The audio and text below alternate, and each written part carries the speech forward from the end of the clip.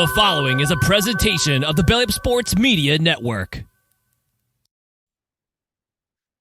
14:20 in the morning for this February the 1st, 2023. Today's show is brought to you by Mahler Brothers at MahlerBrothers.com. You use promo code 1420 BROS, that's BROS, at MahlerBrothers.com and get 10% off your golf apparel today. Look good on the golf course. Been a lot of talk around the sports world, sports podcasts, TV shows, whatever you want to do, whatever you listen to, whatever gets you through your day, about the fix being in professional sports. And you kind of don't want to get into that, down that rabbit hole and be a conspiracy theorist and all that jazz. But it just seems to me that maybe some people are onto something. Actually, our friend at Rise to the Occasion, they talked about it on their show on Monday night, so maybe give that a listen. And Jim from the Fan in the Van podcast I talk about all the time, he got in on it a little bit the other day too. But I want to get into it a little bit more this morning on 14:20 in the morning about the fix being in. There seems to be such a disdain nowadays, more so for sports officials, and I'm not talking the amateur level like on the Hey Blue podcast that I do. I'm talking about in professional sports and how they're under the microscope more, and because of the HD TVs and the replays and everything else that are happening, and how it's coming to Major League Baseball, how there's already the replay, but now it's coming to pitch tracker, the whole bit, and there seems to be a whole bunch of things going on in professional sports and with the storylines that can happen on a championship game, like coming up with the Super Bowl, how you have the first two black quarterbacks, you have Andy Reid going back, you have the Kelsey brothers playing, so you have these built-in storylines that can only happen if certain things can happen. There were some questionable calls that occurred in that football, in the Cincinnati game that happened, and you go, what the heck happened here? And you look at certain plays and certain receptions that go under review, and there's certain ones that aren't, and the way the rules are worked up, and the way. So if a play does get missed, the referee's like, well, they didn't ask for the replay, so it's out of my hands. And you just wonder how much of this has to do with advertisers and the owners and the gamblers. And you think about the gamblers, like you think about how much money they spend, it must be a ton. And I don't know any gamblers, and if you notice, we haven't been pushing our two gambling sponsors that much at all lately, because I'm kind of sick of it and I'm kind of tired of it, because everywhere you turn on the television, there's a gambling commercial, or there's a line being drawn, or there's a boost or whatever it is. It's kind of getting annoying. And the funny thing about all these gambling sites that are on TV on all the sports now, it's going to more and more states, to our neighbors to the south, that it's a constant on. So you're just wondering how much money's being spent on this, and how this might be swaying people to maybe do something nefarious, because of the money that must be out there, because the money that's being spent. Rich people don't spend money to not make money back. So all the advertising that's being done, and all these high profile guys that are doing these commercials, there must be some money coming back somewhere. So you wonder what if the fix is in, and if games at all levels are rigged. And it's not hard, and it wouldn't be hard to do. I mean, shaving points in college basketball was happening back in the 80s and the 70s, I'm sure, and it wasn't a hard thing to do. Yes, the FBI got onto it. It's a great 30 for 30 on that, actually. That 30 for 30 thing, it kind of turned out to be a pretty good little show. Hey, the first one they did with Wayne Gretzky, and now how it's been it's just on. But the point shaving, and then the NBA ref debacle, he was getting paid off. What was his name? Tim Donahue, how he was making a bunch of money on it. But it wouldn't be hard to do to sway a pitch here or there, because a 3-2 count and the bottom of the whatever inning, if the over-under is this, or because you can bet per inning, and it wouldn't be hard to do to call an outside pitch a strike, or to drop a ball or whatever it may be. It wouldn't be hard to make it look that way, because errors are errors, and sports gambling is so huge, and the amount of money that can be made on these things, you just wonder if what my dad was saying years ago, how it always seemed that some series that shouldn't have went 7 games end up going 7 games a lot, for because the TV advertisers would make a bunch of money. We always just thought Dad was kidding around, but maybe old Steve was he was onto something years ago. And Dave, we talked about on the 1420 podcast how his father was like that as well, where they're always talking that way. Like the gambling sites, it scares me that it could be that way, and that there is money being thrown around that much, and that it wouldn't be hard to sway a call, to sway a player, to sway an official, which is shitty, because you wouldn't think that an official with some integrity would do that, but money talks, and it's and until the gambling goes away, which it isn't, obviously, it's getting bigger and bigger, getting into more states and more states on a monthly basis, that you would think that there's got to be something to it. And to put money down, yeah, it's gambling, I get it, but and gambling is like playing roulette. You never know what you're going to get, right? It's supposed to be a game of chance and hope, but it just rich people don't like losing money.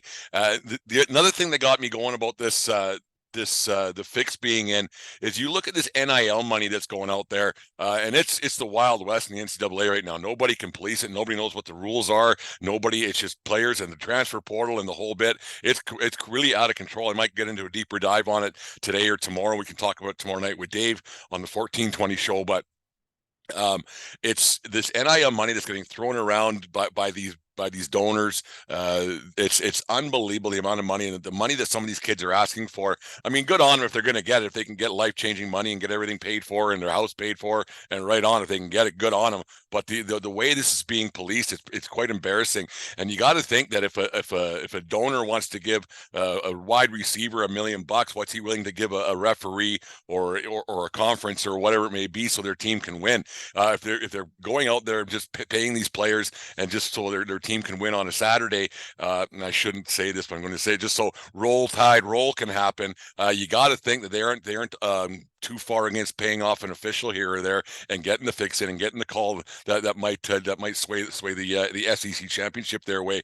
And I find it odd, like how small of a dick you got to have, and to have your team win a championship, and when you're sitting up in your luxury suite watching a bunch of kids play a game and you had no impact on the game, and there it is. If this guy didn't have any impact on the game, why is he so vested? Like, you can be a fan, I get it, and you want your team to win, but if you're spending money, and I'm not going to pick on Alabama, I'll say the Auburn Tigers or the USC Trojans or whoever, if you're willing to spend that much money on your team winning, you're probably going to make sure your team wins or put every effort you can into your team winning. Just paying your player, it probably isn't enough. I think you're going to see a lot more of this crap happening now. This NIL stuff is going on because if these donors are willing to pay a bunch of money to a bunch of kids, just so that they can say my team won in 2023 when I was 72 years old, sitting in a luxury suite. What are they willing to do so their team can actually win? Are they willing to go that extra mile and pay off an official, pay off whoever, and make sure that things happen? I don't think people are above this reproach, and I don't think that people, because people in general are good, but there's a few shitty ones. And if you're, like I said, if you're willing to pay that much money to a kid, what are you willing to do to see your team actually win? It's scary to think that it could be happening. And I think like it's odd that that these guys are so vested in their team. Like I'm a Yankee fan through and through. And if I was a multi-billionaire, I wouldn't be giving money to an umpire. I'd rather my team just win. I'd rather my team win, and I'd enjoy it. And because big picture, like once again, we talk about all the time, being a fan's one thing, being a fanatic's another. And when your team wins, they win a championship, great. If they don't, well, I got to go to work tomorrow. I got to do another podcast later on or whatever it may be. But these maniacal fans, these fanatical fans who seem to get themselves so deep entrenched, and it happens so much in college sports, especially because these guys who are alumni and everything else, and how they're paying for these kids to come to their schools. It's insane. Our friends at Craft Root Sports, they were talking about these two guys going to, once again, it was Alabama, and Saban said, no, get out of here. If you haven't listened to Craft Brew Sports yet, make sure you give that show a listen. Their show last night was some kind of funny. I laughed right from the beginning to the end. It was really good. You had Mike Scott and Caesar were on board last night. Mookie wasn't there, but it was a great show last night from our friends at Craft Brew Sports. Quite enjoyed it, man. They had me in stitches last night. They do a live show every Tuesday, but I'm starting to ramble. Not doing a commercial for Craft Brew Sports on the Belly Up Network, but I guess I just did. But anyways, I do think that these people who are onto this talking about the fix being in and gambling being such a big part of it, and the storylines that could happen and everything else, and because advertisers run the world and they want people watching and they want people spending money and the like, and it's, if you break it all down, it comes down to the advertisers who pay the networks, and the networks pay the NFL, right? So it all comes down to money, and it's really crappy to say, and you hope that it's not that way, but you start to have your doubts, and the older you get, the more conspiracies might come into your head and the more thoughts go into it. Like I said, my dad thought the fix was in years ago with the Calgary Calgary Flames, the Edmonton Oilers back in the early 80s or mid 80s. So you never know what old Steve might have been onto something back then. So yeah, it's horrible to think as a sports fan that there's guys out there that are doing it, and that there's guys out there that are willing to sacrifice the integrity of the game if you're an official to make sure that you got your pockets padded. I'd never do it. Like I would never ever do it. Like if a game means that much to you, man, get out there and play it. Like if it means that much, you got to sway your team to win. Did you really win? Like what do you really feel like if you got to pay off an official and then just to say your team won the 2024 SEC championship or SEC or the Iron Bowl or whatever, just because you have a small dick and whatever. It's just odd to me that people are like that. Anyways, there's my rant for the day. It's yeah, it's one of those things I do on a daily basis here at 14:20 in the morning. I get a little bit of stuff off my chest before we get going. Anyways, on this day in 1992, Barry Bonds signed the highest single season contract in Major League Baseball history to that point at $4.7 million with the Pittsburgh Pirates on which was pretty much their entire payroll now when it comes down to it. That would be his last season with the Pirates. He got an MVP that year, and he moved on to his more of a tainted history with the San Francisco Giants. And Bonds already he had 2 MVPs at this point. Probably didn't have to do the PEDs and do the cheating and the whole bit to get himself into the situation that he's in. And happy 48th birthday to Fernando Tatis Sr., who was born on this day in San Pedro de Macorís. I think I got that right.